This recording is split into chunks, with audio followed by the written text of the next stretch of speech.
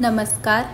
मनोरंजन विश्वातून एक अतिशय धक्कादायक घटना समोर येत आहे.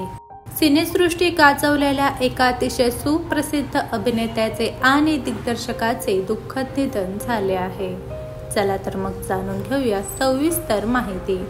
अपना सपना मनी मनी, योद्धा, क्या कूल है हम, जोर अशा या चित्रपटाचं दिग्दर्शन करणारे लोकप्रिय बॉलिवूड दिग्दर्शक संगीत सिवन यांचे दुःखद निधन झाले आहे. त्यांनी आपल्या राहत्या घरी अखेरचा श्वास घेतला.